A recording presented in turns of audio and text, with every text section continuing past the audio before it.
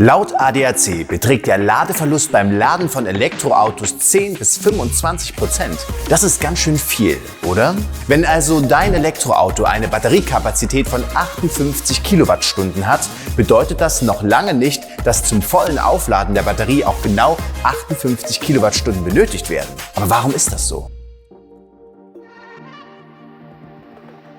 Hallo und herzlich willkommen hier auf dem YouTube-Kanal von GoE. Mein Name ist Tim und in diesem Video erkläre ich dir, was Ladeverluste sind, wie es dazu kommt und gebe dir ein paar Tipps, was du tun kannst, um sie zu minimieren. Los geht's! Immer wenn Energie von A nach B transportiert wird oder aus einer Energieform in eine andere umgewandelt wird, entstehen Ladeverluste. Dies geschieht also auch, wenn du dein E-Auto, Tablet, Smartphone oder ein anderes Gerät, das einen Akku enthält, auflädst. Wenn du zum Beispiel läufst, wird die Energie, die von deinem Körper kommt, in Wärme umgewandelt. Dasselbe gilt für das Laden von Elektrofahrzeugen.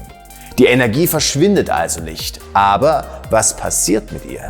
Am Ladevorgang mit einer AC-Ladestation sind mehrere Komponenten beteiligt.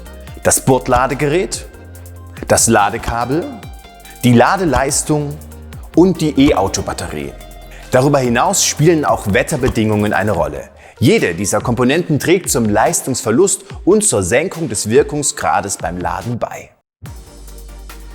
Das Bordladegerät ist der größte Sündenbock unter den genannten Komponenten, da es in der Regel nur einen Effizienzgrad zwischen 75 und 95% aufweist. Die Hauptfunktion des Bordladesystems besteht darin, Wechselstrom in Gleichstrom umzuwandeln. Diese Umwandlung erzeugt Wärme, weshalb die Leistungselektronik des Elektroautos normalerweise flüssigkeitsgekühlt werden muss. Doch auch das schützt dich nicht vollkommen vor Energieverlusten. Besonders ineffizient arbeiten die Bordladesysteme, wenn zu wenig Strom fließt.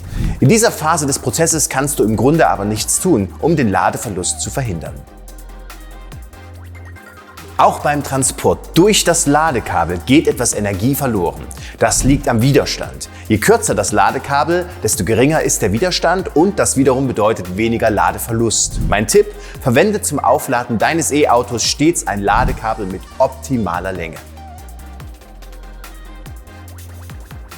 Höhere Leistungen erzeugen auch mehr Wärme. Und wie du weißt, ist Wärme die Energieform, in die Elektroenergie normalerweise umgewandelt wird. Ein Ladekabel mit höherem Leitungsquerschnitt ist eine Möglichkeit zur Reduzierung der Wärme und folglich auch der Ladeverluste. Je höher die Ladegeschwindigkeit, desto höher sollte der Leitungsquerschnitt deines Ladekabels sein. Nehmen wir einmal an, du lädst dein Elektroauto einmal mit 11 kW und einmal mit 22 kW. Jedes Mal mit einem Kabel, das für eine 11 kW Ladestation vorgesehen ist. Was geschieht dann? Bei 22 kW sind die Ladeverluste höher, da mehr Wärme erzeugt wird. Es ist also besser, ein Kabel zu nehmen, das für eine bestimmte Ladegeschwindigkeit oder sogar höher ausgelegt ist, da in diesem Fall der Energieverlust geringer ausfällt. Mein Tipp: Zum Laden benötigst du ein dickes Kabel. Deshalb bietet GoE passende Ladekabel für bis zu 22 kW an, mit denen du Energieverluste deutlich minimieren kannst. In der E-Auto-Batterie wird elektrische Energie aus der Ladestation in chemische Energie umgewandelt. Dieser Umwandlungsprozess verursacht Wärme und damit auch Ladeverluste. Glücklicherweise verfügen die meisten Batteriepacks für Elektrofahrzeuge über ein Thermomanagementsystem zur Reduzierung der Energieverluste beim Aufheizen oder Abkühlen der Batterie. Mein Tipp: Je geringer die Ladeleistung, desto schonender ist die Umwandlung und desto geringer sind die Ladeverluste. Daher ist das Laden deines Elektroautos mit niedriger Geschwindigkeit aus finanzieller Sicht von Vorteil. Geringere Ströme leisten darüber hinaus einen wertvollen Beitrag zur Stabilität des Stromnetzes.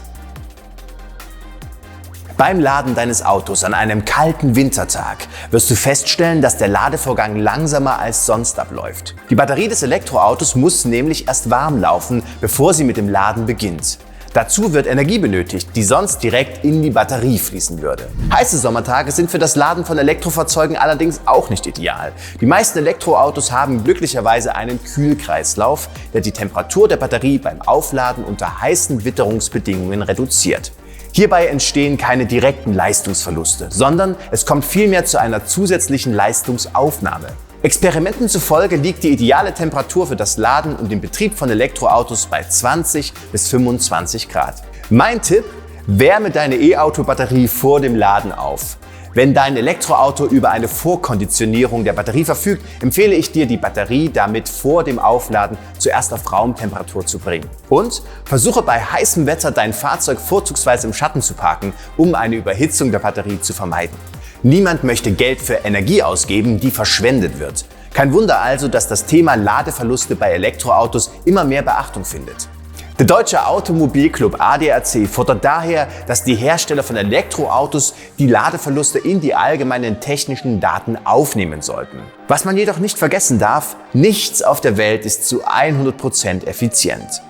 Auch wenn die Ladeverluste vielleicht ziemlich erschreckend anmuten, sind sie doch nicht mit den Verlusten beim Verbrennen von Benzin in einem Verbrennungsmotor vergleichbar.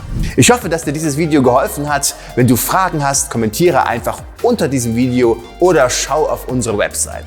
Bis zum nächsten Mal. Tschüss, dein Tim von GoE.